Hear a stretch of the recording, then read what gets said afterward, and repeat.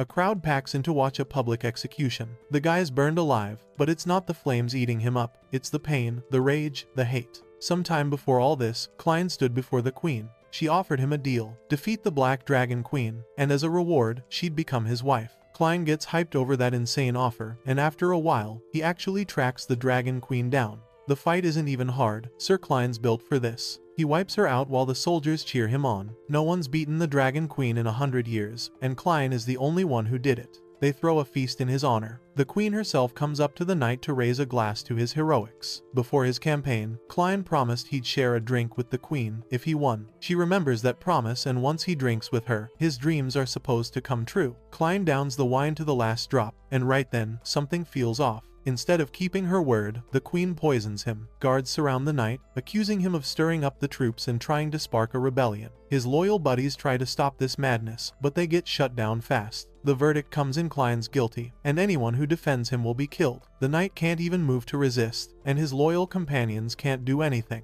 They're outnumbered. The captain of the guard is thrilled with how things flipped. This is where it all begins. The flames swallow Klein. He laughs at the accusations of conspiracy and treason. The crowd, as usual, buys the fake charges. Burning alive, Klein vows to wipe out this damn world. In the end, the fire does its job. After a while, only snow and ash are left in the square. Then, a mysterious woman steps up to the dying embers. She calls on magic. Klein's suffering is about to end, and the age of magic is coming. The knight will get the right to choose again. A magic circle forms in the sky, and Klein starts rising from the ashes. His first words: "I will destroy this world." The woman's happy to hear it. Klein comes back from the dead, but his body is disfigured. 3 years pass. The knight's sitting on a rooftop, bored out of his mind. Is anything interesting ever gonna happen here? Suddenly, the streets erupt in noise. Finally, time for some fun. Klein rushes toward the action. Palace guards are ordering citizens to hand over their weapons. A little girl sits near the weapons collection point. One of the knights tells her to hand over an unregistered sword. The girl cries and begs them not to take her late mother's gift. The guard draws his sword and threatens the kid, saying it's an order from His Majesty. The girl refuses to give up her sword and squeezes her eyes shut, bracing for death.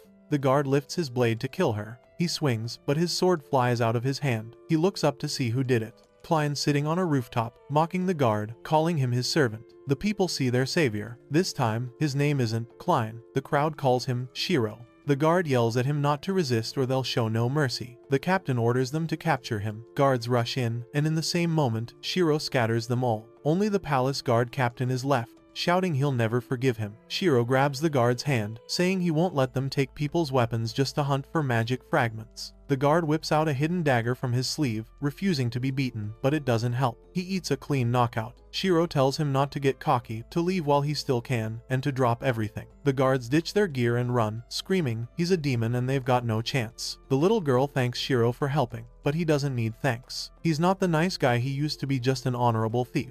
Shiro tells the crowd to take everything the guards left behind. The people cheer and chant his name. Meanwhile, the palace guard captain is fuming and swears revenge. Moonlight lights up the tower. The masked knight is dying of boredom. Someone appears out of nowhere and says that now he's an honorable thief, respected by the people, then asks with a soft laugh if he's still bored. The knight shrugs that he doesn't care about respect. What matters is having fun. The dark-haired girl watches him thoughtfully, wondering why the strongest knight is getting close to commoners. A dagger sticks into the rooftop with a sharp thunk. Shiro feels like the priestess is mocking him. The dark-haired woman denies mocking the former king of knights, but the knight figures, even if she were, he was executed for treason and lost everything. He looks up at the massive moon and curses his fate. The woman reassures him, as long as he's alive, he's got a shot to change things. The rescued knight asks what his savior wants out of this. The mysterious Messias answers evasively. She enjoys other people's suffering. The knight gives in to fate and accepts Messias's help. She reassures him and promises to stand by him, no matter what. Cut to Lindy Castle, the count's seat. A subordinate reports failure to his lord, blaming the enemy's strength, saying he's someone they can't handle. The furious lord rips into him for being useless and hurls a juice glass, shattering it on the floor. The defeated lackey begs for forgiveness. The woman beside the lord smirks spitefully. The lord scolds James for his constant screw-ups and says Shiro ruined their forces. James begs for one last chance, promising to capture Shiro. The angry lord refuses, finally fed up after giving him too many chances. The lord summons warriors to his side. 2 fighters step up, bow their heads, ready to carry out the order, capture Shiro at any cost. The ousted commander is now just a regular soldier. He agrees life's worth more than the paycheck. A city view from above. Shiro watches from on high as the crowd gets pushed around. Trouble's about to pop off. The blade's shards are going to come together again. The priestess reads a line from the prophecy. Shiro mutters, he doesn't care, he didn't become an honorable thief to play hero, and he won't do anything stupid. The dark-haired girl gives a snarky nod, impressed by Shiro's sarcasm. Chaos hits the city again. The knight and the girl notice some sketchy activity. He's annoyed by the guard's persistence. The priestess notes their behavior is different. The knight charges into the fight without caring why. A red-haired knight throws a massive strike. The townsfolk watch the destruction in horror. The homeowner says she worked so hard to build this place. Soldiers order the townspeople to hand over their valuables. It's the Lord's command. An old man gets knocked to the ground by a guard's hit, begs for mercy, and calls out for Shiro to help. The guard stomps on the poor old man's face. The former officer looks on, bothered by what he's become. The townsfolk welcome the knight as he arrives. Seeing him, the guard takes a fist to the jaw. He flies back a good distance. Shiro's ready to take on the city guards, but he didn't expect them back this fast. Shiro accepts the new guard's challenge, promising to be their worst nightmare. The raging knight attacks with his strongest move. Shiro blocks it with just his index finger. The furious opponent is stunned. He went all out, and it did nothing. Right then, hands burst from the ground and grab Shiro's legs. The red-haired man orders them to seize the knight. Soldiers rush to obey. Shiro lifts his index finger calmly, and it starts glowing bright pink. The guard doesn't even realize what's happening. The enemies get blasted. Shiro only touched the ground with his fingertip. He didn't just copy the attacker's technique, he boosted it. The armored knight rockets backward with insane force, almost punching through a building. Shocked that Shiro has the strength of a knight, Shiro walks up to his opponent, yanks him up by the hair, and tells him he's got better in him than that. Then he demands answers: what's going on, and why do they keep looting the town? He smashes the guard's head into the wall, but the guy refuses to talk loyal to his lord. Shiro decides to take off his mask and give him the truth. He declares his demonic nature, terrifying the prisoner. The knight shows his scars and demands a straight answer, or he'll wipe out the man's entire family. He won't even spare the kids and feed them to the dogs. The prisoner, terrified, agrees to spill everything. He names his lord and says the boss is after the magic artifact Shiro carries. The client wants a magic dagger that emits pink flames. That's all the red-haired guard knows. Shiro lets him go with one last warning: do it again, and he'll kill his family. The terrified prisoner bolts, and his men clear out of the streets fast. The knight is left alone, thinking about how peace won't last long in this city. Whispers spread about a mysterious avenger outside Linde Castle's walls. The rumors about the righteous thief fire up the townsfolk, and his bold methods shock them. There are even tales about publicly humiliating the count and about him being an honorable thief. A mysterious stranger in a cloak hides among the crowd. They tilt their hat, revealing yellow hair. She grins slyly and whispers to her brother, "Shiro, wait for me." Her green eyes burn with resolve. A knight in a red cloak strides across the square, turning heads. Shiro's starting to realize the count is his new target. Someone calls the knight by name. Shiro turns to look. A girl rushes him, thrilled she finally found him. A surprise impact drops the knight to the ground. The stranger hugs him, amazed at how soft his body is. The angry knight demands an explanation: who is she and why is she bothering him? The girl introduces herself as Carol, the genius knight, and says she wants to help since she heard Shiro was in trouble. The knight coldly refuses and tells her to go home. Carol asks if he's rejecting her. She reminds him of her long journey and, yeah, her charm. The knight shoves the annoying girl away, hard. He grumbles in anger about this weird encounter. Then, once again, the girl attacks, yelling that she wants to be an honorable thief too, and do bad things to bad people. Everyone around them is shocked by what she just said. The knight tells her to get off the busy street and talk in private. The girl gets mad and demands to be taken on his next mission. Shiro snaps, asking what she even wants. The girl pulls something from her cloak and suggests using a nasty-smelling potion. If you sniff it, you won't be able to eat for 3 days. The knight is stunned by her craziness. The girl goes on about the potion's awful effects. Shiro's interested now and agrees to take her along, but instead of making her his thief, he says he'll teach her how to have fun. The girl's thrown by the sudden turn. Carol screams with joy, and now they're talking through a surprise raid plan on the Lord. He asks her opinion: isn't it fun? She says yes. Meanwhile, back at the manor, the guards report the bad news. The upsetting news throws the count into total despair. The guy's yanking his own hair, furious that he couldn't gather the shards. His fear of Lord Kane is obvious. The angry lord blames his subordinates for the failure. The guards listen in terror as he rants about how they can't even catch one thief. But there's more bad news. A defiant girl broke into the house and caused chaos. The lord is furious about these uninvited guests. The girl sneak attacked the guards with some unknown substance. The knights fell victim to the weird attack. One of the knights reports this to the count. The bearded man growls, angry, asking who would do something like that. A red cloak flashes through the air, soaring above the enemy. When it lands, the count asks the armored warrior in front of him who he is. Shiro looks at the count and greets him rudely. The bearded man grips his sword's blade. The count didn't expect to face the thief again. Shiro charges at the count. The knight grabs his enemy by the throat, and the bearded man growls in pain. A knight in a red cloak pins the count to the wall and tells him he won't escape. The bearded man smirks a little and asks Shiro to wait, suggesting they just talk. The count signals his soldiers to help him overpower the knight. The armored guards start closing in. Shiro looks at the guards with contempt and tells him, "You think they can beat me?" Then he signals to Carol for backup. The girl kicks the door open and steps into the hall. Her entrance gets everyone hyped. Carol throws a vial of some unknown stuff at the guards. Something nasty splatters everywhere. The guards stumble back in horror. The smell is unbearable. One of the knights can't take it and pukes. The knight unleashes his power on his foe, while the female knight kicks the defeated enemy, avenging the townsfolk. Interrogation begins. Shiro starts asking about the so-called Mako device and tells him he's out of luck now.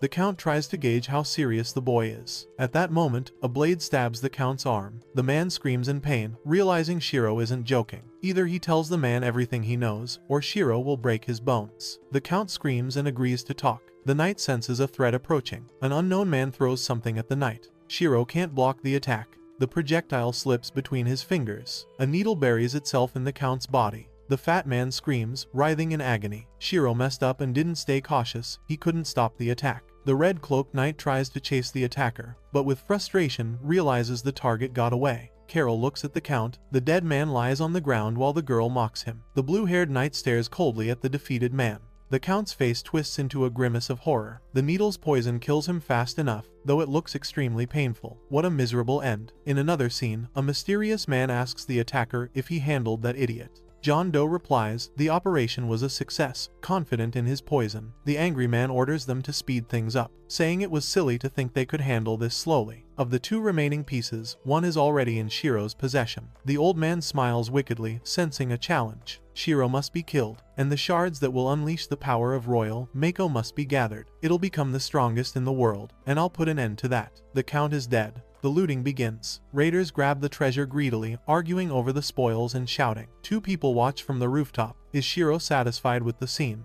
Does he feel better? He answers that taking down the villain boosted his morale. Carol marvels at her brother's strength. She celebrates the win on the rooftop. The knight promises new entertainment. The woman warns about consequences and says the count's supporters won't stay quiet. Shiro replies, there's nothing to fear, and he doesn't consider them a threat. Carol gets hyped for the next fight, saying the more enemies, the more fun. The priestess smiles a little, expecting more revenge and that a river of blood will rain down on this town. Newspaper reporters put out a breaking bulletin. Lord Han announced that Shiro killed the count. The townspeople praise Shiro. Carol tells Shiro about the praise. Shiro is surprised by the unexpected fame. The knight reads an invitation from Kane 2 days from now. Carol is shocked that Lord Kane invited them to dinner. The knight suspects a trap, but agrees. They'll handle whatever happens. The knight promises more entertainment, expecting it to be even stronger than before. Meanwhile, a heavy door swings open hard. Torchlight flickers below. A man looks at the girl in the vial. He calls her Aisha, and says, even though it's been 4 years, she's still beautiful. The two men talk about Lord Kane's invitation and wonder if Shiro will come. Kane knows his pride will make him show up, even knowing it's a trap. Whether he leaves alive or not, that's a different story. The subordinate says Shiro is skilled and taking him out won't be easy. The giant with white hair answers that warning with disdain and asks, do you think this is just a trap?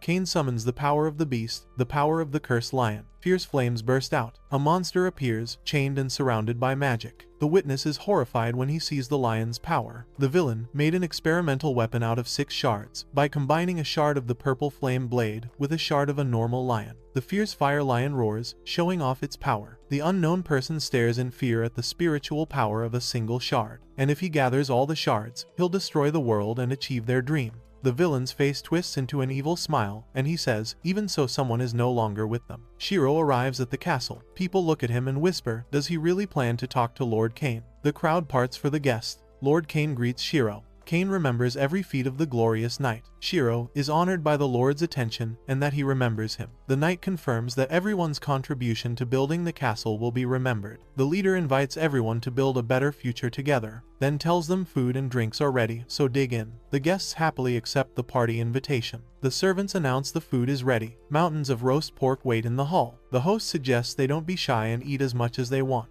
The knight refuses the food, confusing his companion. The girl happily offers to eat it herself. The scary warrior eyes the knight suspiciously and tells him it seems he doesn't trust them. Shiro accuses the warriors of deception and says he saw it the moment Klein was killed. The warriors are shocked by the knight's words. Cain asks the real purpose of the visit, then puts his feet on the table and raises his blade. But a needle cuts through the air, aiming to strike the seated man. Carol blocks the attack, protecting her brother. Shiro asks them if that little play is over. The warrior, with colorful hair, mocks his opponent, then orders his fighters to kill the rude man. The knights attack, but Shiro doesn't care. He sneers that they'll always be tools, no matter how much time passes. A heavy punch from Shiro shakes the hall. Cain blocks that blow from Shiro. The knight smiles, ready for the fight. Shiro unleashes dark energy. Cain, furious, calls for help from his advisor. The mage summons the sleeping beast. A savage roar echoes through the palace. The knight examines the summoned creature. Cain tells Shiro to surrender because he won't understand how they got to this level. The old man with the burning gaze orders the lion to attack the guest.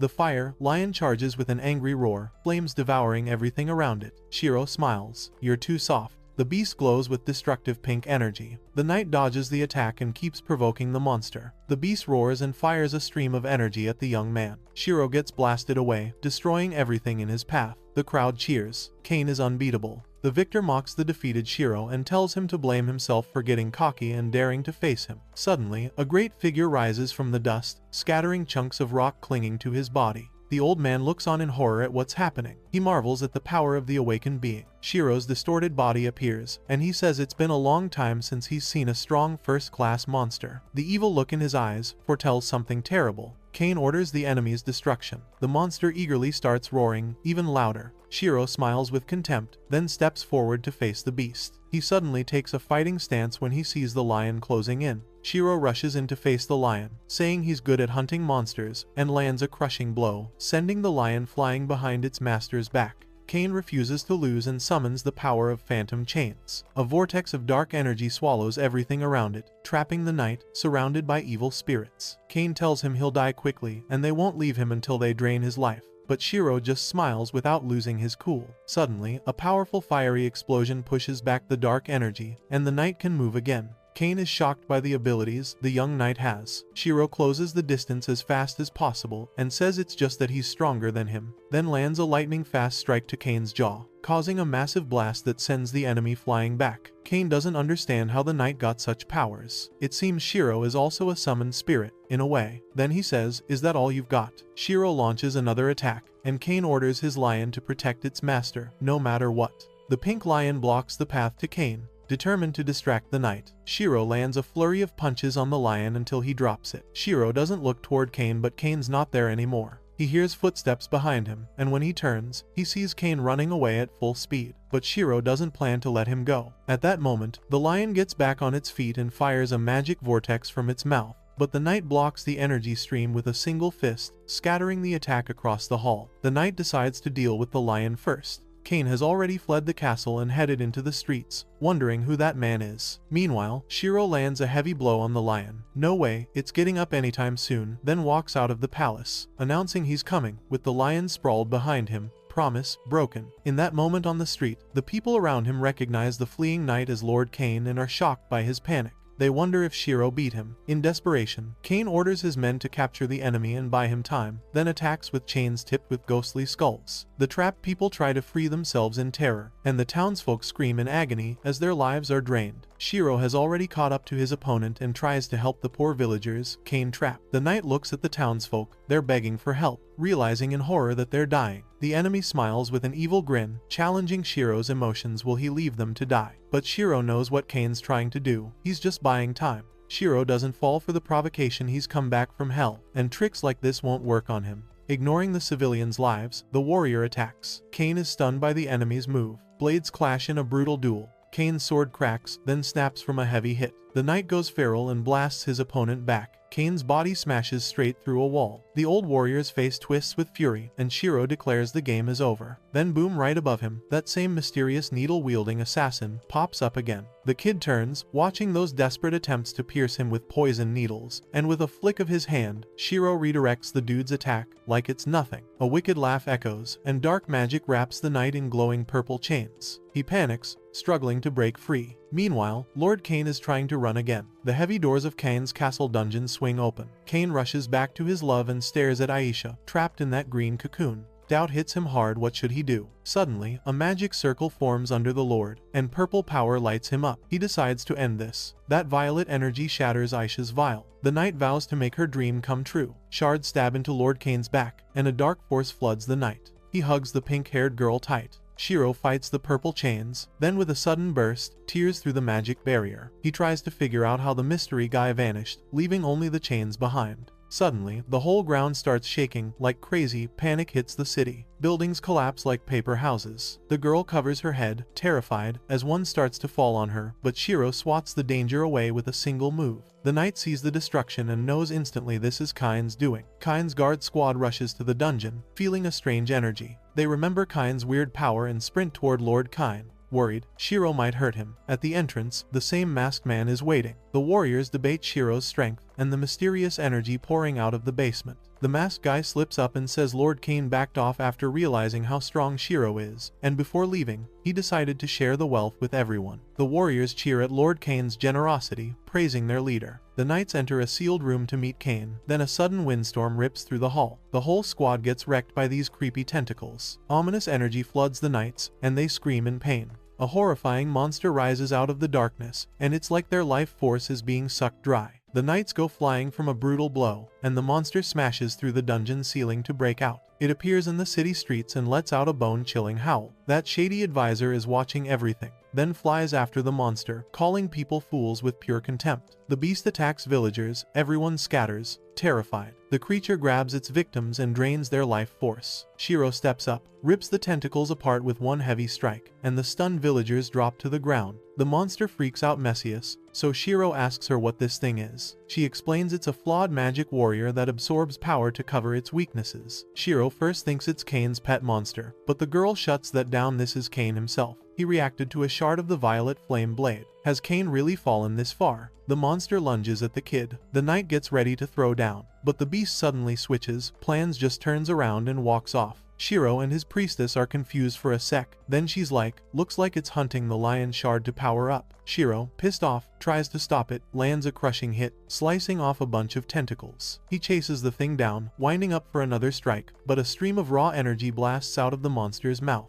The knight groans in pain and gets sent flying, but he doesn't quit. He even mocks it, saying it can at least fight a little. The monster bolts back toward the castle, and the knight gives chase. Meanwhile, inside, the giant pink lion is still knocked out, and Karos is playing on its belly. Carol notices a flash of pink energy. The monster smacks the girl off the lion. She takes a direct hit and slams into the castle wall. Kane runs to the lion's body, panting to grab the shards, and stabs the lion with his tentacles. He needs 2 more lives to break free. The monster grabs the lion's heart. Kane rages, demanding his body back, but the hijacker laughs it off. He's finally found a body. The captive clings to his freedom, desperate. The monster roars, ordering the body to obey. Kane tries to resist, but his strength is fading. Shiro catches up and attacks again with his sword, chopping off the monster's limbs. The cold-eyed knight wishes death on his enemy. The monster admits the warrior's strong, then mocks him. Playtime's over. Dark energy grabs the lion's heart, and the monster breaks free, wrapped in violet power. Shiro stares, stunned. A massive blast rocks the ground, debris flies everywhere, and through the dust clouds, a terrifying laugh echoes. Something cackles, bitter and smug, loving the chaos. It can feel power taking over the world again.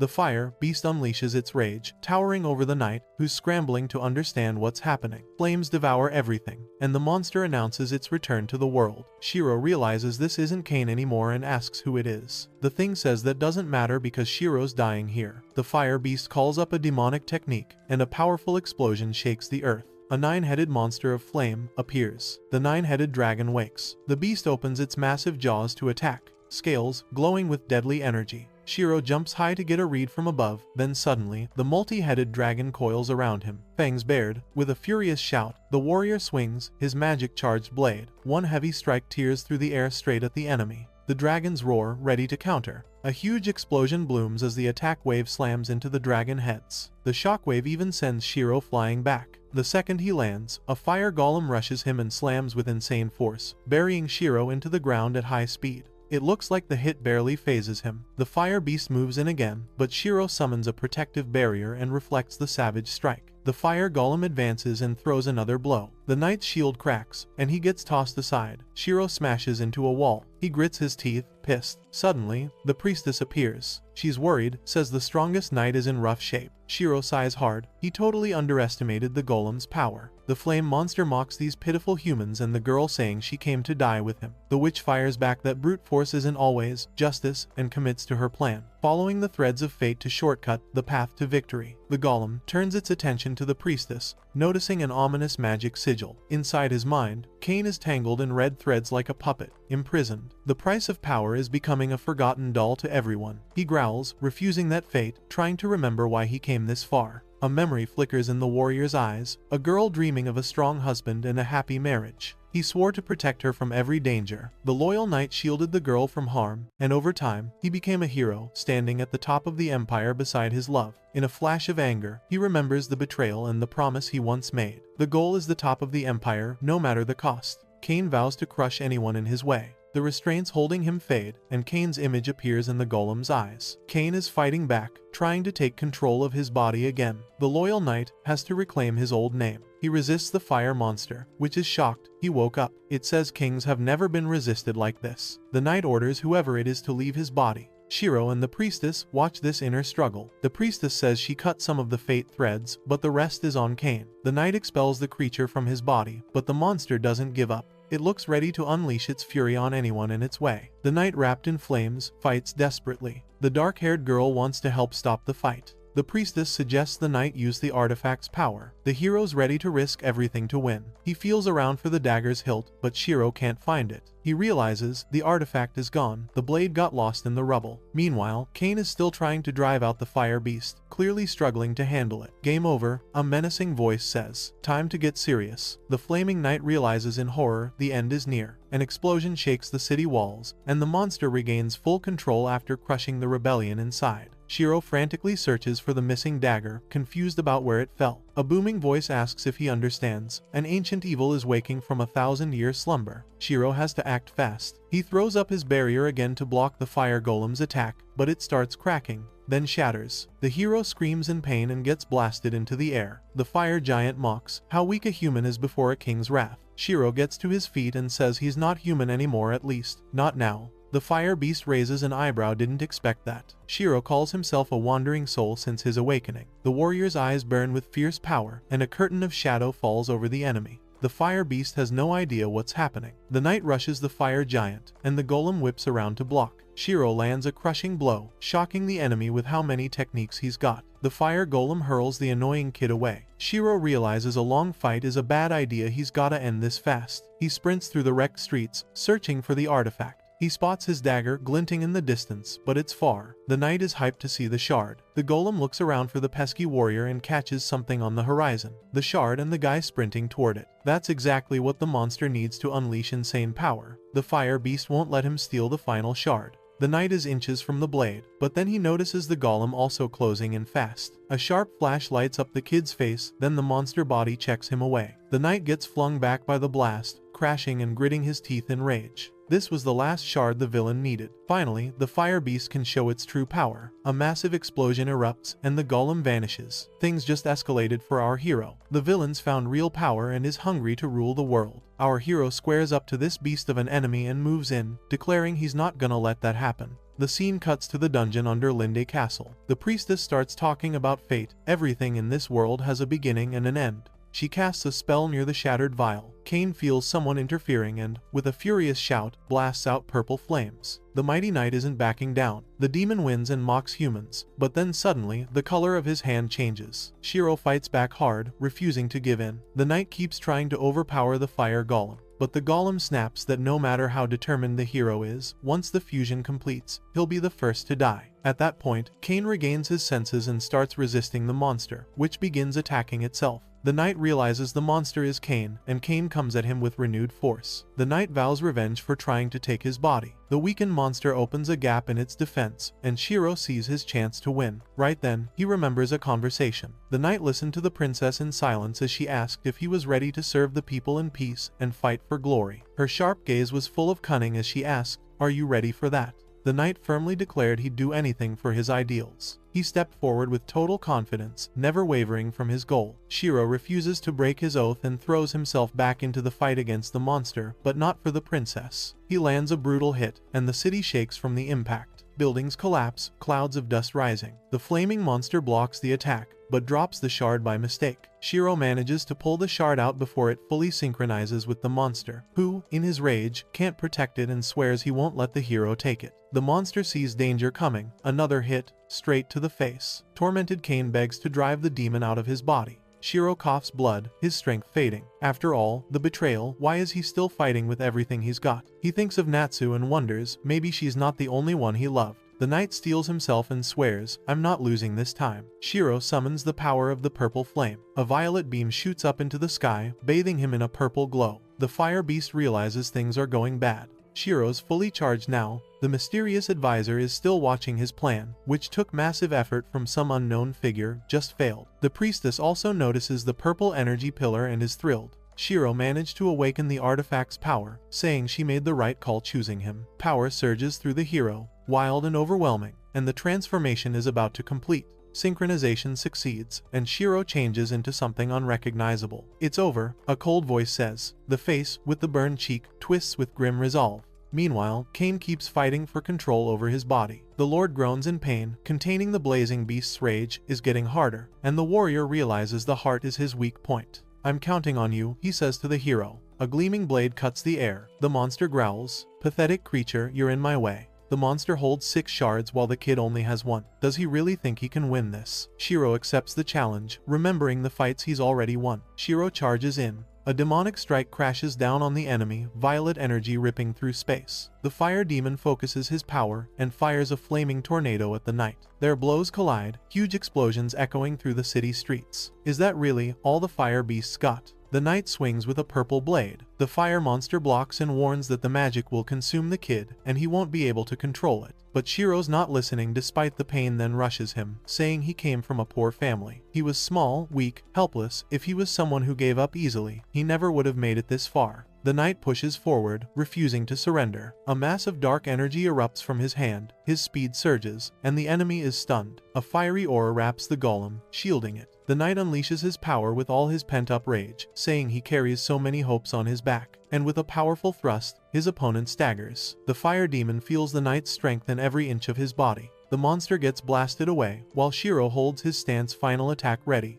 Then he remembers, the queen granted him the title of knight. He accepted her blessing with his head bowed. Once he wanted to be strong enough to destroy the world, but not like this. Storm clouds cover the sky, and a crimson rose blooms under the pouring rain. The fire beast collapses onto the wet cobblestones, the flames around him flickering and pulsing. Magical energy gathers into a purple crystal. Lord Cain is coming back to his senses. The defeated enemy lies under the rain. The knight steps up and kicks the man on the ground. "Don't play dead," Shiro says, staring down at Cain. Then, bitterly, "Look at what you've done." The shattered city smolders under a gray sky. The beaten man growls, "I've never lost to you." The knight fires back, "You're the reason this fight started in the first place." He's so exhausted, he can barely stand. Then Cain says that hell tricked him, told him if he gathered the magic weapons he'd be the strongest in the world. Never said a word about side effects. The name rings a bell for the hero, so he asks, "You mean that bastard with the chains?" Cain speaks sadly, ignoring the question. He's going to die or lose control again, getting revenge on that bastard. The knight tears open between death and revenge. Mocking laughter promises more trouble. In the rain, the priestess comes to console him.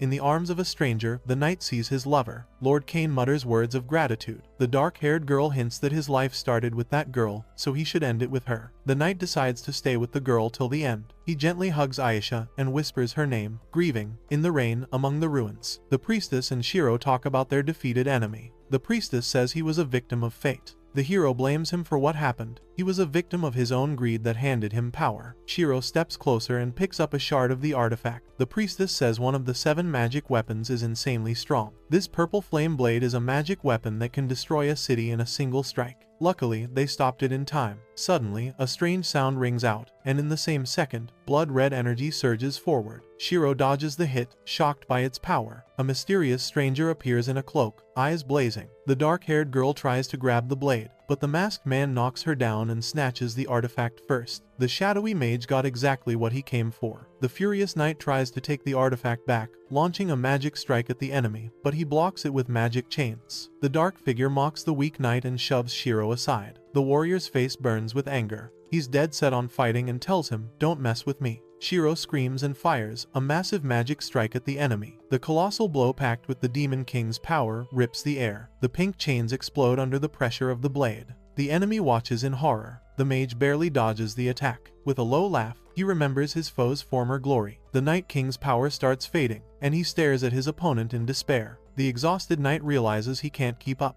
The dark mage, eager to keep the game going, ends the fight quickly. So this is where it all begins. The woman spits out the name Ravis in anger. A sinister sound comes from under the hood. "It's been a while. Foolish Messias, you'll regret betraying me someday." The priestess, Ravis, answers, "You're the one who'll be defeated, doomed to fall at the hands of the man you despise." The mage sneers that he's looking forward to it, and soon, the king will awaken. Let's see how humans plan to stop him. The dark sorcerer steps through a portal and disappears, leaving the two alone in a ruined street. Shiro slams his fist into the ground. There's nothing he can do. He's way too weak and needs time to recover. Is the fight over? Shiro wonders if the priestess knows that mage. Turns out, they've known each other for a very long time. Shiro boils with anger. The priestess should have warned him beforehand, so he could prepare and not lose the artifact. She shoots back that he can barely stand after fighting just one magic warrior, so he needs to calm down. Shiro's about to argue, gripping the priestess's arm hard, when a familiar voice rings out. The boy asks the priestess to tell him anything she knows. Lady Messias didn't expect the mage to return so soon and underestimated the situation. Carol sprints toward her brother as fast as she can. She was terrified after her fight with the lion. She runs into Shiro's arms, begging him to reassure her. Shiro hugs her and says as long as he's with her, he won't let anyone hurt her. He turns back to the priestess and demands she tell him everything she knows today.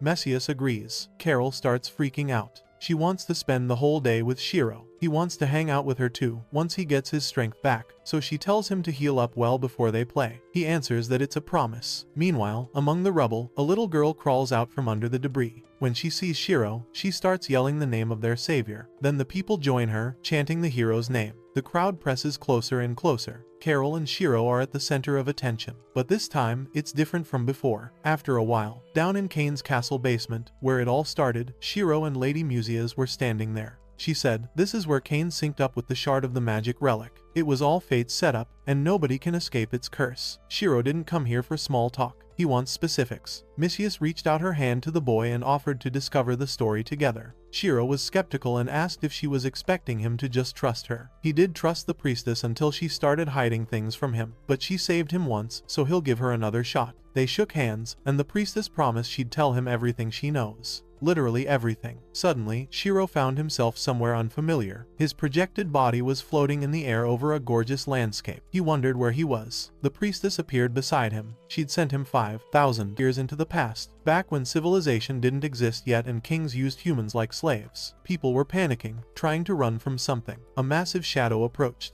A brutal strike crashed down on the innocent. A giant clawed hand rose out of nowhere. The huge red-haired king bragged about the punch that wiped out so many. His blue-haired buddy thought the game was too boring. He preferred crushing them in his palm, way more fun in his opinion. In that ancient era, before humans got crazy strong, humanity was nothing more than cattle. So how did people back then manage to beat those giant creatures? They couldn't. Impossible. Only a king can defeat another king. What does that even mean? Humans were too weak to stand against kings. The only way was to exploit the king's own rivalries, make them fight each other and take advantage of it. Only one man actually pulled this off. You could tell from the look in the guy's eyes he was plotting something. He suddenly shouted to Lord Chenos that the intel had been delivered just like he ordered. The man's name was Ravis. What kind of intel could a regular guy have? It was all about kings scheming to outsmart each other. Ravis reported to Chenos that the men sent to Highland Island had done their digging. Lord Catron was researching sealing methods. Sagos blew up when he heard that. Who was planning to seal him? Once someone masters the sealing technique, fighting becomes pointless, so they need to strike first. Chenius took it in, then decided Katran had to go. He'd pay with his life for that insolence. Ravis stared at the king as he walked away. As soon as he left, another man peeked out from the bushes nearby. We should tell the others that Chenos went to cut off Katran's head. The man agreed. Ravis was determined to end this. Shiro said, "Fighting kings now, that's brave."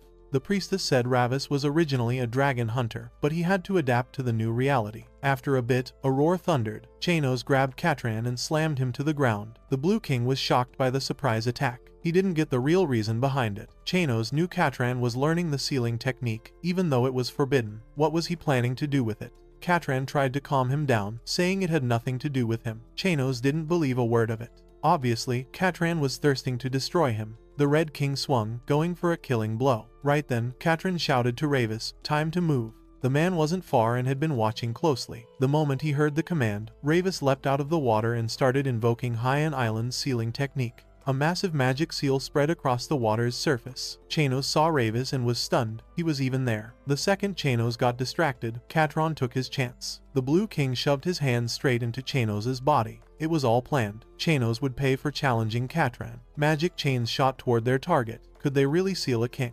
Chenos had walked right into the trap himself, no way they'd let him escape. The chains tightened around the red-haired king's neck, giving him no room to move. In a blink, Chenos vaporized, leaving behind only a magic sword. Katran was sure Chenos never imagined a day like this would come. Ravis wondered what Katran would do when the other kings found out about his actions. Katran swung the sword, releasing a massive wave. When it hit the mountains, it sliced through them like butter. Ravis was shocked by the sword's destructive power. With the sealing technique and the power Chenos left behind, nobody could stand against the Blue King. Ravis swore loyalty to this powerful king. From now on, Katran was out of anyone's reach. That was the beginning of everything. Katran spread his wings by learning how to seal kings. After that, even a regular person could activate a sealing circle if they stepped into it. Katran felt complete. Getting the purple flame sword meant Katran basically got a piece of Chenos's power, but he didn't expect that move to open Pandora's box. From then on, the kings started doubting each other, trying to control each other, and killing each other. That's when the kings began to use any chance they could get. They even started using human power, granting people some of their strength to help in battles. And as more kings were hunted, human power kept growing day by day, until humanity finally surpassed the kings. It was bound to happen. Katran looked in horror at what his own hands had nurtured.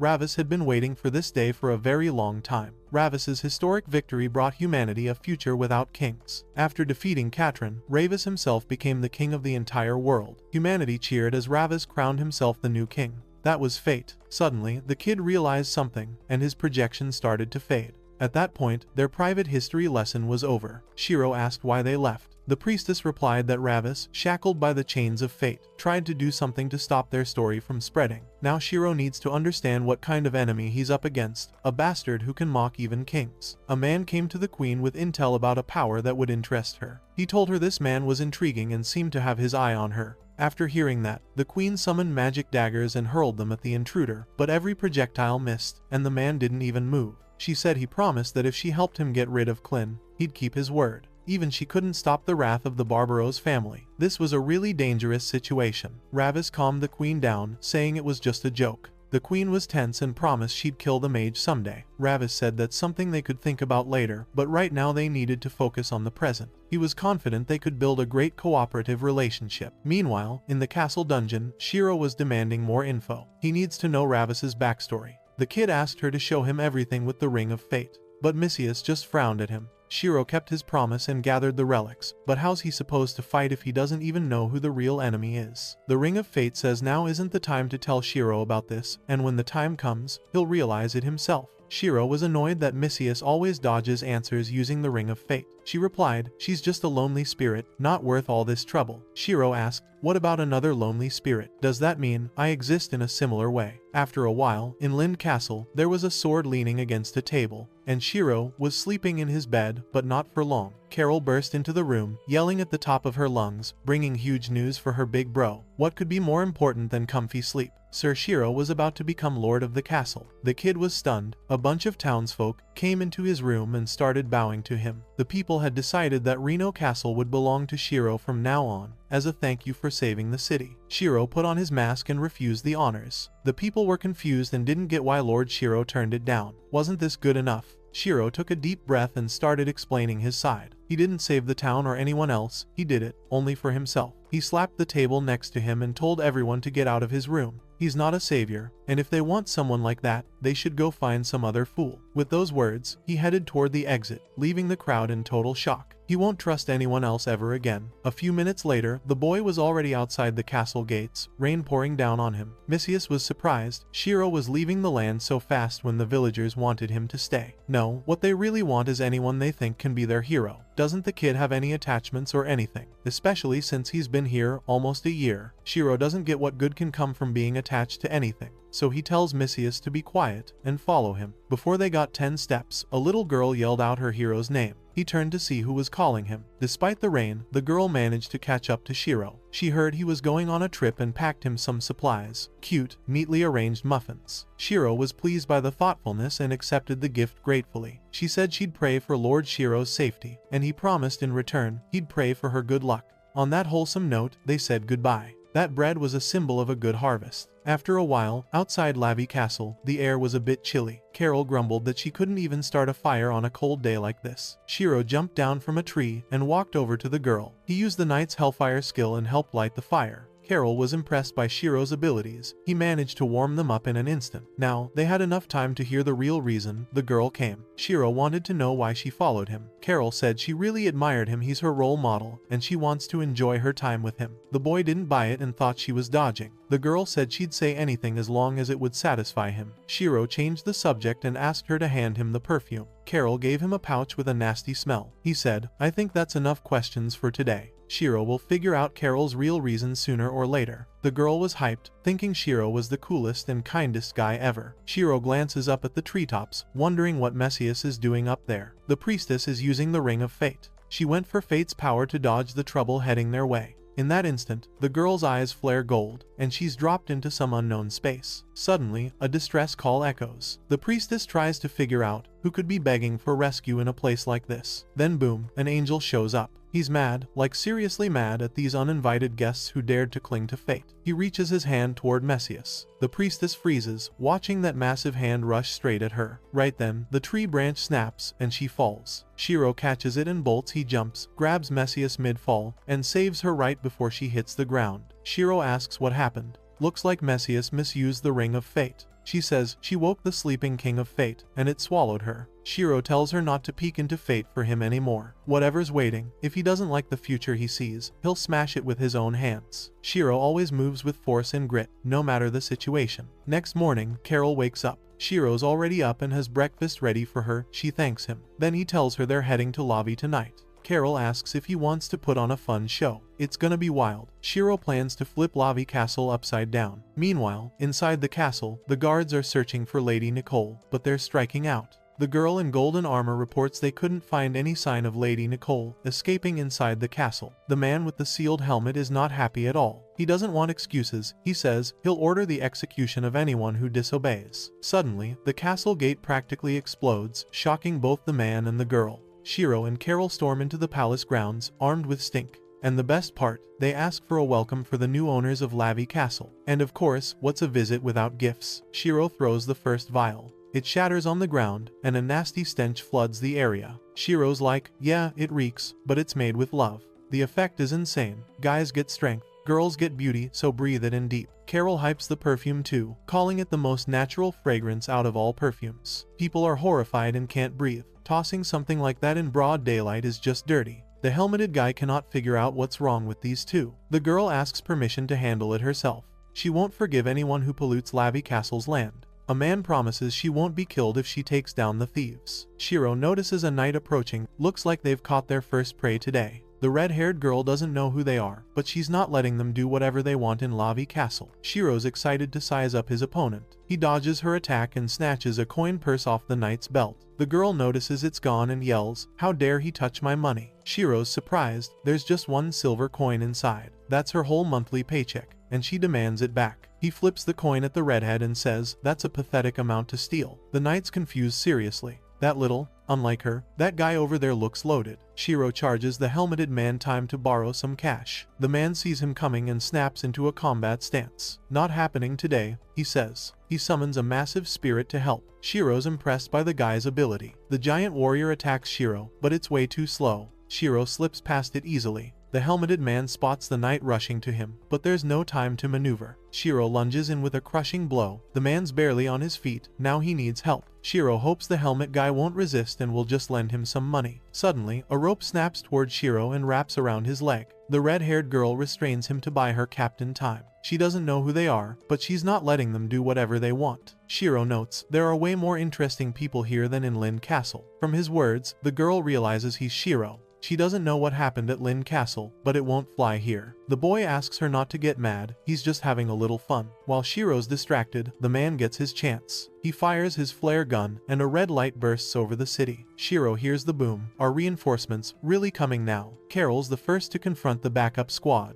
She tells them to follow the squad in the other direction closer to Shiro. But if they're not into that, there's a tried and true solution. Carol tosses another stink jar at the knights. They never expected her to have more of those. A flash pops, and the knights start groaning and begging for fresh air. Carol assures the soldiers the smell isn't harmful at all, so enjoy it. From every direction, soldiers spot Sir Brighton's flare. They need to hurry to him or get chewed out. All the teams rush to help their commander. In that moment, Shiro slices the rope with his hand. He's had his fun, that's enough for today. The redhead is shocked. He started this mess and now he's running. For Shiro, this is like a theme park. Life's short, you gotta enjoy it. The knight whips something from behind her back and, with a sudden motion, hurls her sword at Shiro. He dodges, it cool as ever. Shiro hops onto a rooftop and starts catching up to Carol. He scoops the girl into his arms and suggests they bounce for today. But Carol expected Shiro to teach that ugly girl a lesson. The redhead hears it and gets mad. She actually has a ton of fans. Shiro shouts, that was just today's welcome. I'll be sticking around, so our next meetup's real soon. Carol's hyped they'll get to play with these guys more. Shiro and Carol blaze out of the castle grounds. The girl yells after them, wanting to end it here and now. Suddenly, another stink vial drops near her. A flash lights up the knight's face. She clearly didn't see that coming. Now, she probably wants to catch those two tricksters no matter what. Meanwhile, a barefoot girl runs through the city streets, begging for help. From her condition and clothes, it's obvious she's been treated badly. The Lord of Fang Castle promised a reward to whoever catches her, and the castle guards are trying to grab her. The girl trips and faceplants. The guards circle her. They haven't caught her yet, but they're already negotiating how to split the reward. The girl never wants to go back there again. She remembers those days with hate. No way she's going back. The guards keep arguing over the prize. The girl grits her teeth, and the air around her starts to chill. Icy flames flare in her eyes. The guards freak out. This girl controls the weather. She might be a witch. As they scatter, each one freezes solid and can't move their bodies. The girl tries to run again, away from these people. Suddenly, a bright flash of light appears in front of her. Lady Messias steps out right before her. The terrified girl begs her not to come closer. She doesn't want to hurt anyone. The priestess steps forward anyway and hugs the frightened child. It's over now. There's nothing to be afraid of.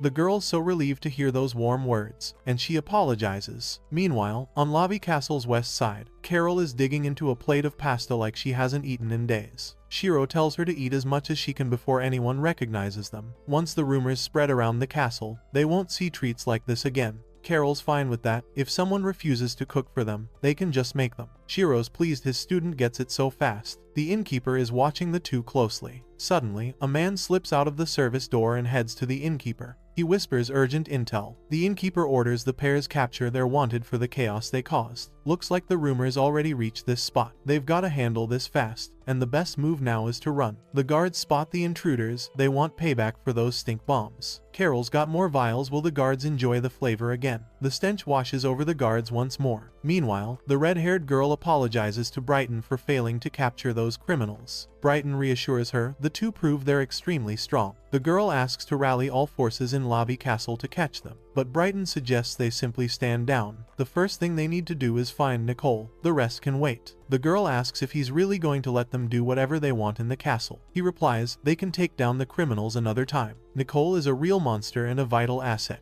The girl agrees with Brighton, somewhere near Lavi Castle. On day 1, posters go up all over the castle grounds announcing the search for Shiro and Carol. It's a super hype beginning. Carol's all for it, and says it'd be boring if they weren't wanted. Shiro hasn't noticed where Lady Messias went. Carol spots her sitting by a tree, holding a little girl. Shiro and Carol walk up to see who Messias brought. This poor child faded from birth to live as a sacrifice. Even I couldn't help but feel sorry for her. The guards were looking for someone named Nicole. If this is the girl, Messias says, then the fate of the castle depends on her. The girl sleeps in the priestess's arms, mumbling about her mother. Lavi Castle, the Grand Library. A priest strolls through the chapel, preaching. Soon, disasters will fall upon the world. By abandoning your ideologies and trusting in God, you will find salvation. This priest is the Lord of Lavi Castle, Lord Fang. Brighton bursts into the main hall with urgent news. Fang turns. He's warned Sir Brighton more than once never to bring him news while he's reading the royal revelation. Brighton apologizes, but he had to inform His Majesty personally. Fang already knows about Nicole's disappearance and the uninvited guests on castle ground.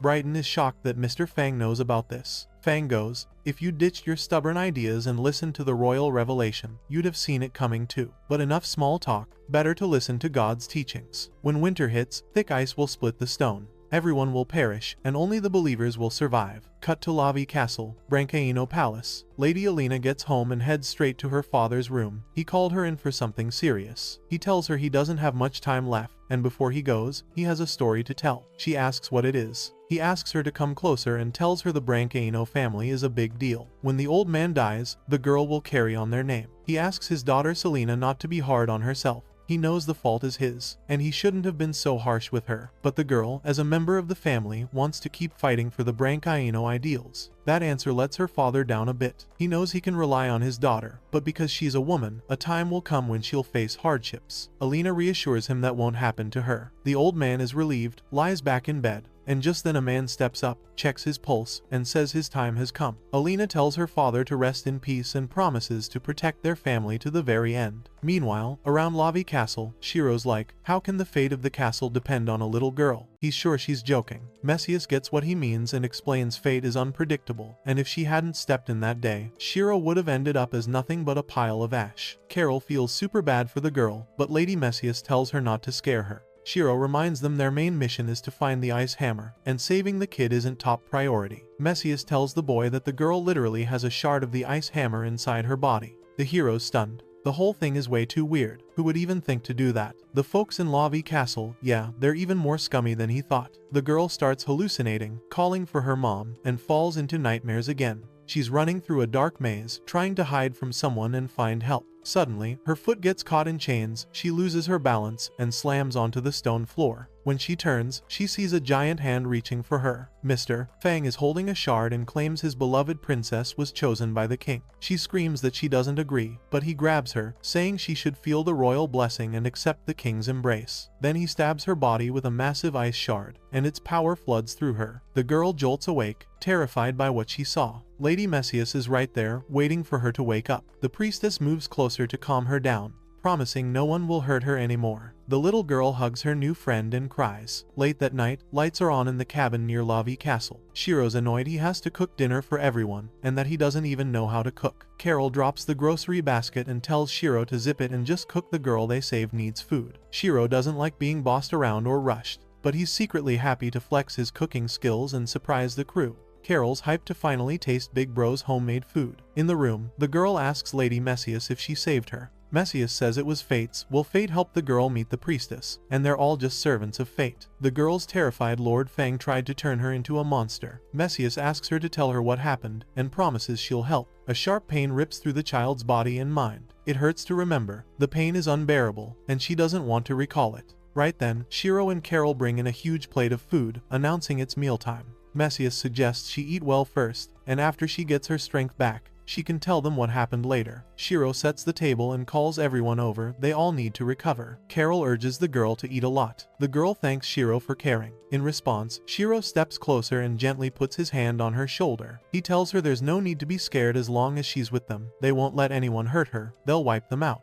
The moment he lifts his hand off her shoulder, a strange glow appears, and Lady Messias notices it too. Midnight hits. The little girl is sleeping in the same bed as Carol. Meanwhile, Shiro's sitting on the roof. Lady Messias decides to keep him company. She doesn't want to leave the hero alone. Shiro's tired. He doesn't want to work on the same team as the priestess anymore. It's boring. Messias is surprised. Could the great hero of Lind Castle get tired? Shiro's sick of the uncertainty. He's not a full-on hero, but he's not completely evil either. He hates himself for that. Who is he, really? The priestess says it doesn't matter, whatever Shiro does will be judged. That's just how things go. But the boy cares. She says, that's fine, because they're both desperate beings, so they can only do what they can. And that's exactly why they're still together. They've got no hope. Meanwhile, the hunt for the runaway criminals is on in the city streets. Alina and the palace guards are questioning passers-by. They're looking for a young man and a girl. One guy says he didn't see the girl, but he did see the guy, then points and says he spotted the young man over there. Alina orders the guards to stay sharp. Just then, she hears a familiar voice. The voice asks why the guards and knights aren't resting at this late hour. Are they really working overtime with no sleep? Alina recognizes the voice, turns, and finds Shiro on top of a building. She tells him she knows his true identity. She's sure Shiro is a demon who did terrible things at Lind Castle. Shiro's bummed to hear that kind of accusation. It's false info. Alina orders an attack on the boy. A rain of arrows flies at him. He mocks them for being weak, and with just a wave of his hand, the arrows scatter randomly. Two guards sneak up behind him. One calls on lightning, the other uses fire. Shiro has zero problem catching both their fists and doesn't feel a thing. The guards can't believe their eyes. The fact they only dug up a little info means they don't know he's the unbeatable good thief. Shiro just tosses the guards aside. Alina realizes this is bad. She draws her sword and summons the power of the Brancaino family. The Brancaino blade is gonna teach this guy who mocked Lavi Castle a lesson. She raises her sword and it lights up with a red glow. Shiro's pleasantly surprised, so she can actually do something after all. The girl lunges at him immediately, declaring she won't forgive him. Meanwhile, Lady Messias hasn't left the girl's side for a second.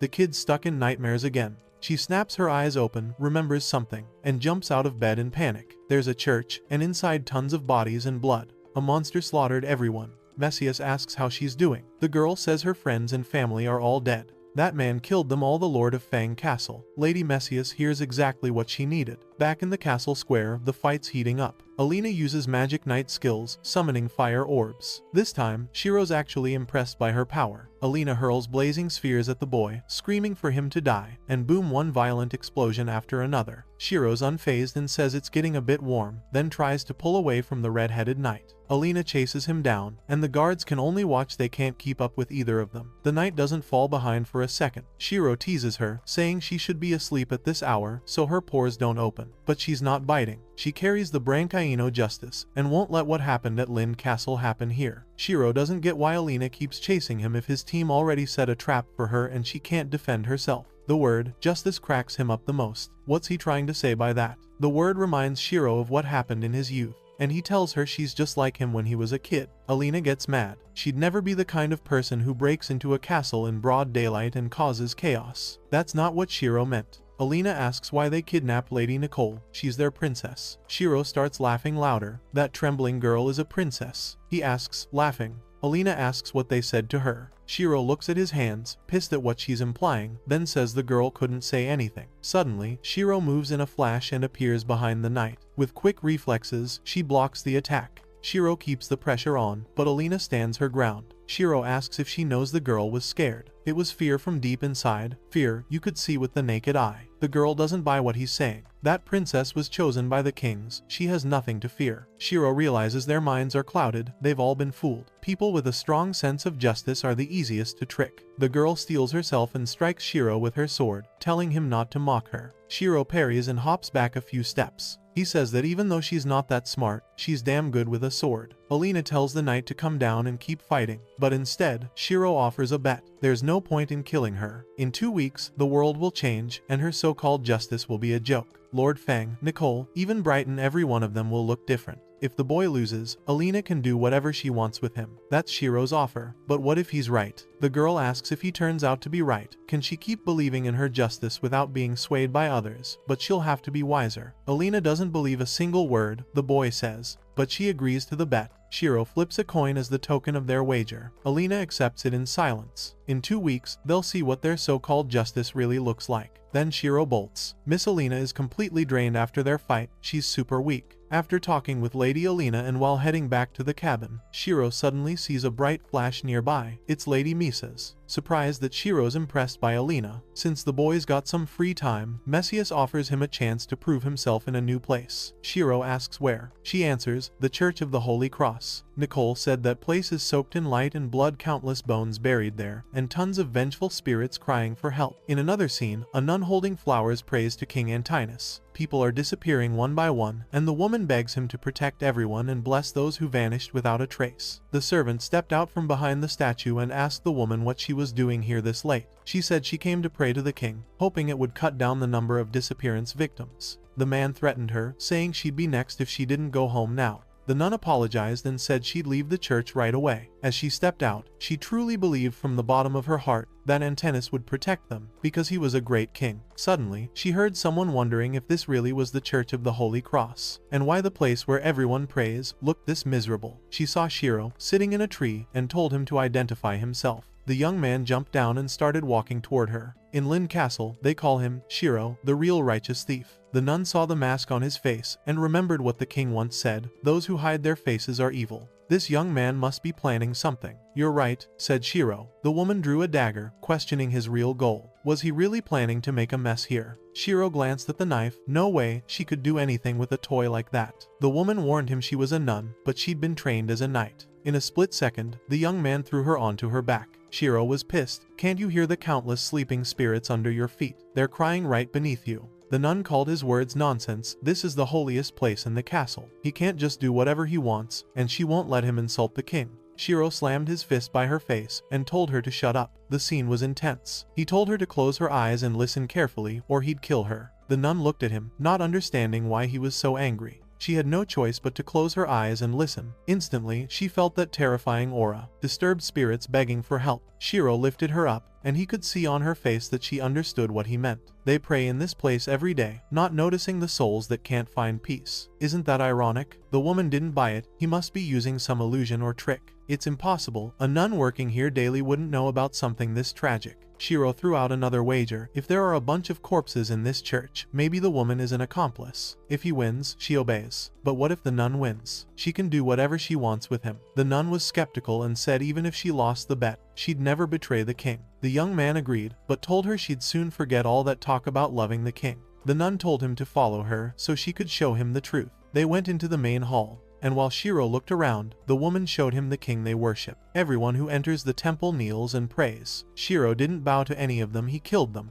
The nun tried to accuse him of insulting the king, but he told her to hold that thought until he won the bet. She'd soon realize every problem in this world was caused by the king. The servant appeared again in front of the statue, angry because he'd told the woman to leave the church, but she brought more people. Suddenly, Shiro jumped behind the servant, grabbed his head, and smashed him into the floor. Even the holy tiles couldn't handle the impact. The man threatened the boy, saying Lord Fang himself was backing him. Shiro knew that well and raised his fist. That's exactly why he targeted this guy. The man gritted his teeth. He wouldn't forget this, and he wouldn't forgive. He summoned the power of the dead spirits to help him, and they rushed at Shiro. Did the guy really think some cheap trick like that would work? The young man used the cleansing fire to destroy the spirits. In a blink, all those dead souls burned away. The man got up, and Shiro drove his knee into his face with full force. The hit was so hard, the servant started bleeding. Shiro slammed his face into the wall again, asking where the secret passage was. The man figured he was an idiot if he expected an answer. Shiro offered two options: tell him where the passage is and live, or die, and let Shiro find it himself. The man laughed and said his life depended only on his king, Antinous. The boy didn't even dare think he could decide the fate of the king's servant. In that moment, the young man crushed the man's head. He chose this path himself. The believer's body collapsed to the ground. The nun was horrified. How dare you kill a faithful man in Antinous' temple? You'll face royal judgment for this. Shiro replied. He didn't mind challenging the king with his strength, if the king would step down to meet him. In the meantime, he told her to take him to the basement unless she wanted the same fate. The nun realized he wasn't joking. She led him to the entrance, leading to the temple's base. The high priest used to take this path once, but others were forbidden from going down here. A strange feeling poured out of this place. Even the nun had to feel it, though she'd never seen a battlefield before. She wouldn't believe anything until she saw it with her own eyes. They went down to the bottom of the temple, where a massive gate with angel wings stood before them. Shiro told the nun to step back so he could open it. He stretched out his blood-stained hand and pressed his palm to the center. The gate began to open, emitting a scary red glow, and a red mist leaked out of the sealed room. The nun fell to the ground, terrified by what she saw.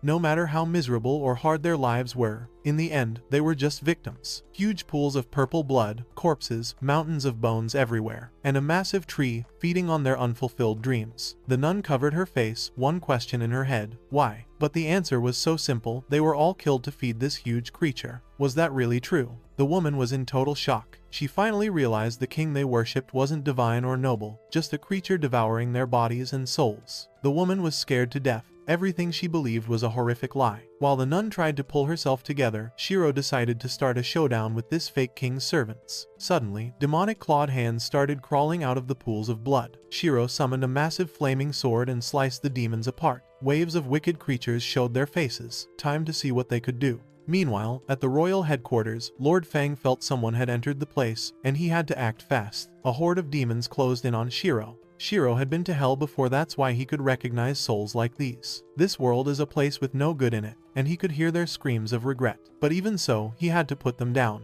Shiro charged in because even if they were the missing people the nun talked about, he had no other choice. The woman couldn't understand the meaning of any of this. Meanwhile, back at the cabin where Shiro and his crew were staying, Carol was dying of boredom. She didn't get why Shiro left her alone and why she had to babysit the girl herself. She didn't mind helping, kind of, but she'd rather be having fun at the castle. Suddenly, a whistling arrow shot toward Carol. The girl heard it coming and dodged just in time. She crept to the window to peek outside and see what was going on. A bunch of guards had surrounded the cabin. Sir Brighton ordered them to capture Lady Nicole, and Lord Fang said to bring her in, even if she was dead. The archers drew their bowstrings again. Carol was stunned. How did the difficulty spike this hard? She didn't want to fight all these guards. A volley of arrows rained straight into the girl's room. Carol yanked off her cloak and wrapped the girl in it. If they managed to escape, then Shiro would owe Carol something tasty to eat. Carol grabbed the girl and rushed to jump out the window. The guards didn't expect the girl to jump right at them. While they braced, Carol softened her landing by stepping on a guard's head.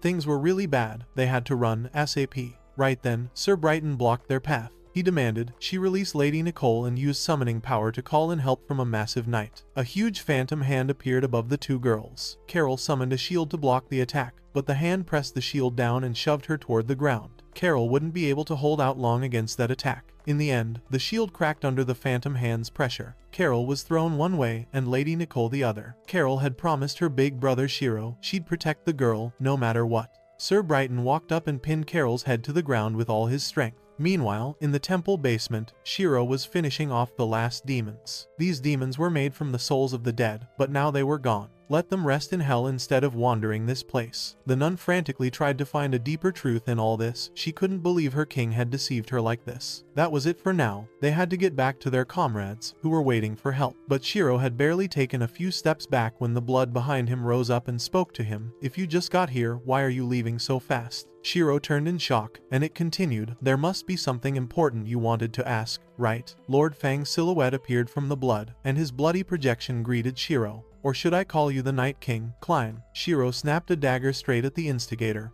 but it passed through him and only splashed blood on both sides. The knight switched to fire power, summoned hellfire, and blasted it at his foe. As expected of the former Night King, no hesitation. But no matter what he tried, no matter how he fought, this castle wouldn't change. The great King Antaeus would wake soon. Shiro turned and headed for the exit. He didn't have time to wallow in the triviality of the dead. Lord Fang laughed loudly after him. When they left the main hall, the nun turned to the boy. She'd seen everything with her own eyes, but she still found it hard to believe what was happening. Antaeus was the king they'd always believed in, the one who gave them peace and happiness. The woman couldn't turn her back on Antaeus that easily, so Shiro wanted to show her who the people had really been worshipping this whole time. Meanwhile, a huge crowd had gathered in the temple. The guards found the body of a worshipper inside. Whoever dares commit such a sin will be cursed for life, the citizens said. At that moment, Shiro stepped into the main hall. The guards didn't recognize the man in the red cloak right away, but one soldier did, and instantly guessed the dead man was Shiro's doing. The guards moved to surround the boy. They wouldn't let him pull something like this again.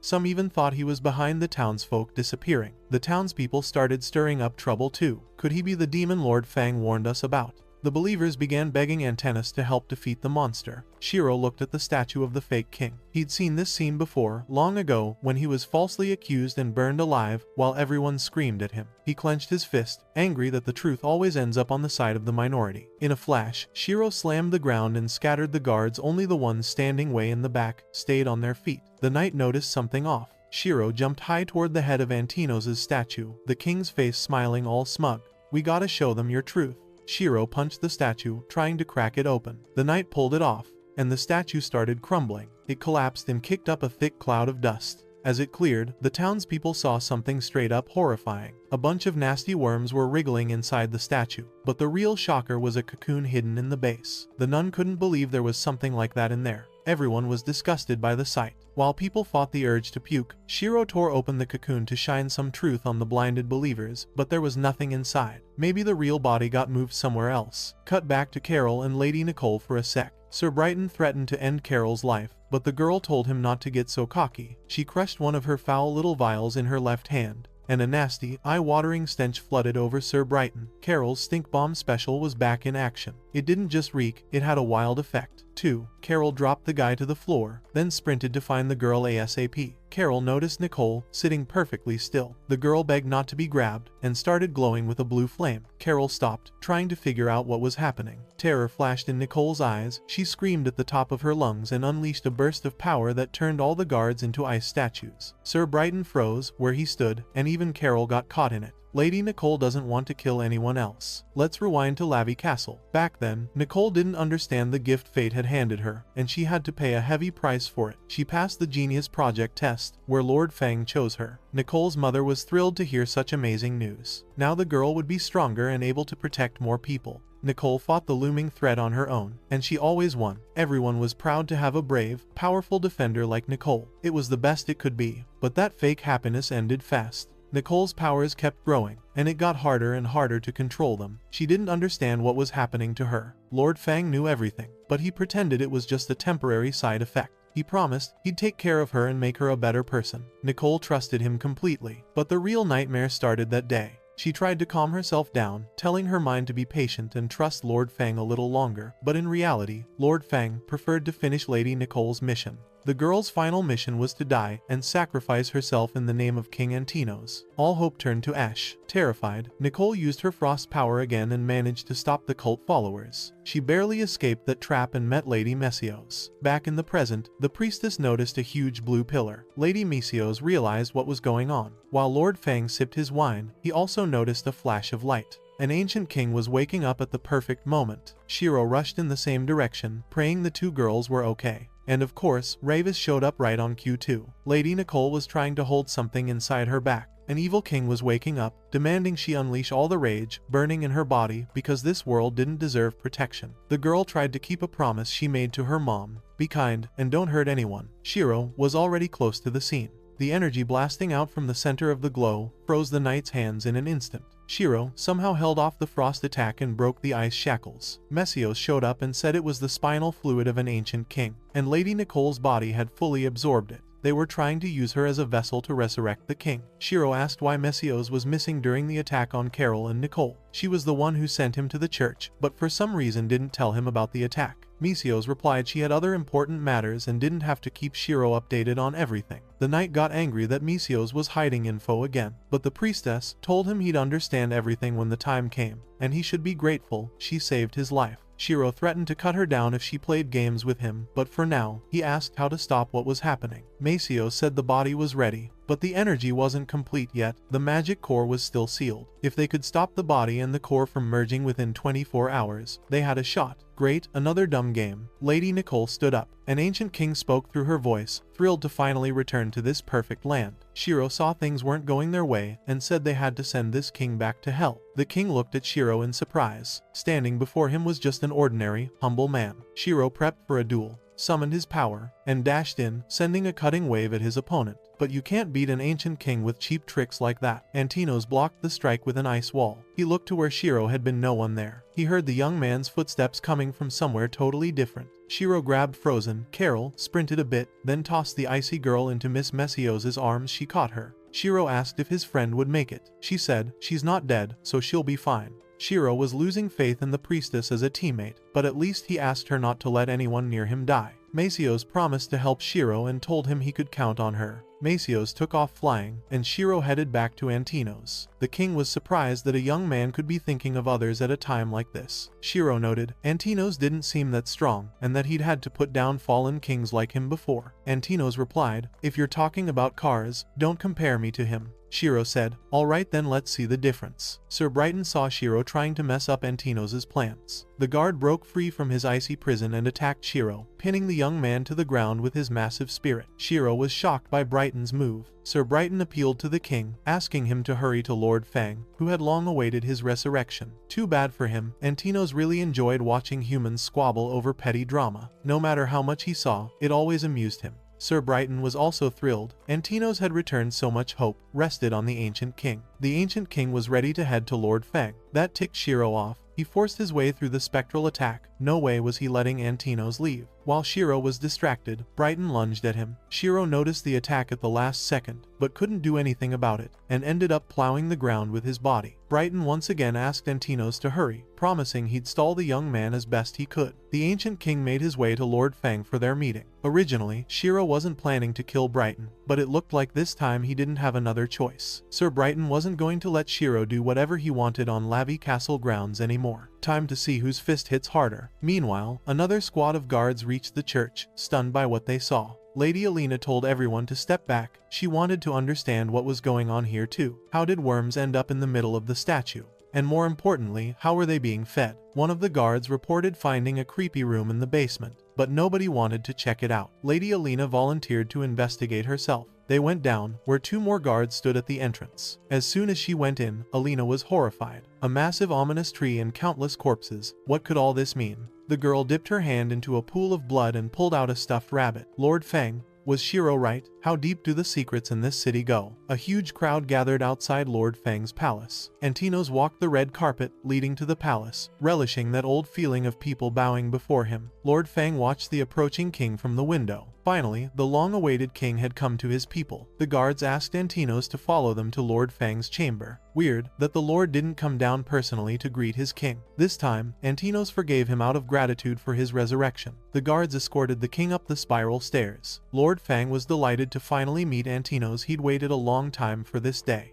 The guards cut in, saying it was time to leave the room and let them be alone. Antino said, purposeful, clever, and insanely ambitious. Those qualities are essential for a king's servant. I like that. The king acknowledged Lord Fang as his vassal. The man humbly replied it was an honor. The king asked, but why haven't you knelt yet? Even the most loyal servant must bow his head before the king. Fang apologized, but wasn't there something more important right now? Antino's forgave his servant's ignorance, this time for his loyalty and courage. Now we need intel on the ice hammer, a weapon only a king can wield. But the man apologized, saying that option wasn't available at the moment. What was that supposed to mean? The king asked if Lord Fang hadn't spent decades studying the kings just to become a vassal. Lord Fang pulled a book from the shelf.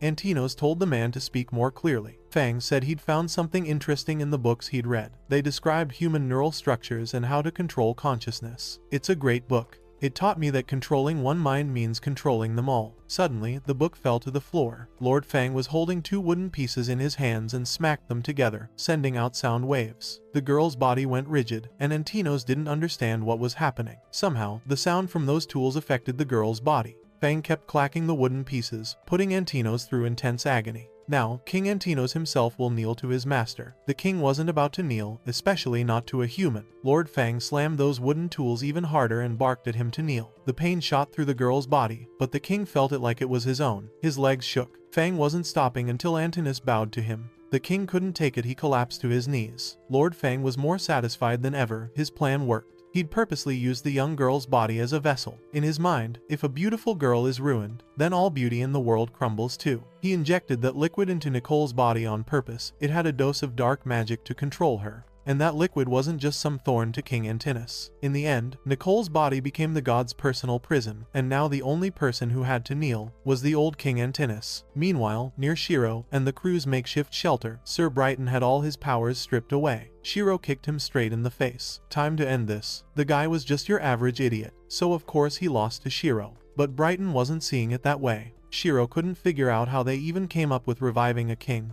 they'd serve, a king they didn't even understand, a king who'd eventually kill them. Brighton laughed at Shiro's words, saying they knew exactly what they were doing. The inner circle knew the whole savior or king talk was just a lie to trick the dumb masses. Shiro couldn't believe it. From the start, the king was the target. Serve the king. Who in their right mind would want to serve a king? Suddenly, Shiro realized he had to head to the castle ASAP. Sir Brighton was pinned to the ground with huge swords, laughing and shouting praises to Lord Fang, demanding he show him the power of the king he created. Storm clouds started gathering over Lavi Castle. Oh my god, what is happening? Shiro said, shocked at what he was seeing. Next, we cut to Misuse trying to heal Carol with her power. Suddenly, the whole place is on fire and Nicole is screaming and calling out to her mom. Misuse hears her voice and says, that's Nicole's past. Then we jump to Shiro inside the castle, sprinting and thinking, like, I always end up dealing with people who trap others in conspiracy schemes just like this guy. He thinks of Natsu, gets pissed, and says, I'll never forgive you. Guards spot Shiro flying right past them and start firing arrows. One guard says Lord Fang promised a reward if they kill Shiro, but Shiro uses his power, rushes them, slams them with a massive hit that wrecks the place, launches the guards, and heads straight for the castle. Now we're in Lavi Castle's grand library. Fang is holding Antinous and dragging her down the stairs, then brings her into this ritual space. He stands at the spell circle and says, finally, after thousands of years, humans can control kings. We're taking a new step. Statues spit out stones from their mouths that gather at the spell. Fang goes, shard of the ice hammer, give me ultimate power. But suddenly, Elena bursts in and calls out to him. Fang's like, Elena, what is it? Elena's like, Lord Fang, I don't get why you're doing this. I told you be a friend of justice. A person should believe in God unconditionally. Fang fires back, it's over. I need power to stand against the kings. Elena says, so you sacrifice so many innocent people for that. Fang yells, this is war. Anyone without power gets wiped out. There's no other way. I see you as just, so I won't lay a hand on you, just don't interfere. Elena says, sorry, Lord Fang. I'm stepping in, this is my justice. She attacks with fire, but Fang uses wind to block it. This is pointless. You're talented, but still a kid. You're not my enemy. Elena says, I'll defeat you with the pride of the Branchino family, and charges with sword power, causing a huge explosion. I did it, she says, then hears, Elena, you're an idiot. It's Fang, using Antinos's power as a shield. Fang tells Elena she can't defeat him.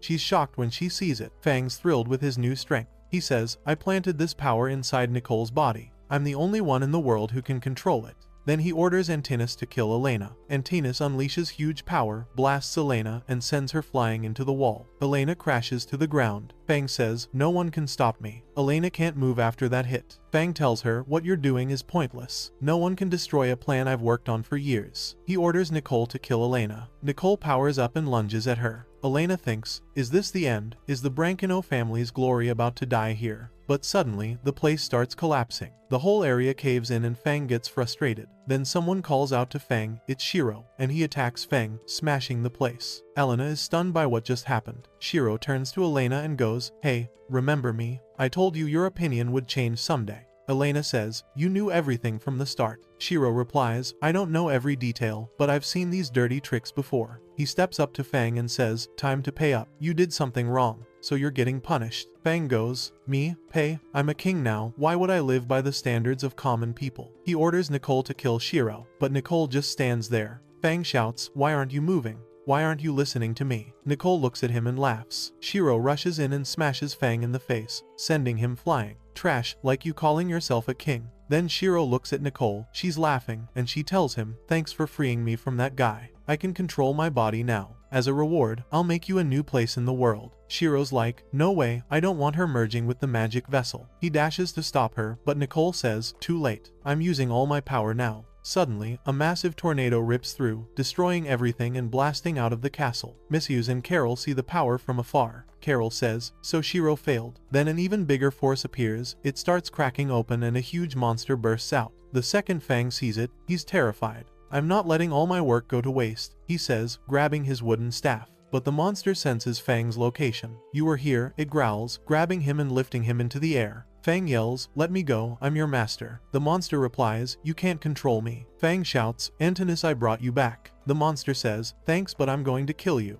It smashes him with a brutal strike, finishing him, then throws him to the ground. We jump back in time, Fang, saying, "A catastrophe is coming for the world soon and only God can save us." Cut back to the present, Fang's head is lying on the ground. We see Elena on the ground with a huge boulder over her. She tries to lift it but can't. Someone approaches, turns out, it's Shiro. He smashes the rock and frees her. Elena is shocked to see him. Shiro says, "You're still alive, you're lucky." Elena asks, "Did Antinous resurrect the dead?" Shiro says, "Yeah." Helena thinks, "So what's that going to do?" Cut to Antinous wrecking the city while everyone panics. Antinous walks through, destroying everything. After 5,000 years, humans still haven't changed. Antinous says. She lands, channels her power, and the people cower. Antinous casts a spell on the humans, freezing them in place. Then she starts taking their souls. Antinous begins ripping their souls out. Elena stands with Shiro and says, "I'm just supposed to stand here." Shiro grabs her hands, "Don't be dumb. What are you going to do?" Elena says, "You want us to just watch this?" Shiro says, "I'll go buy us some time.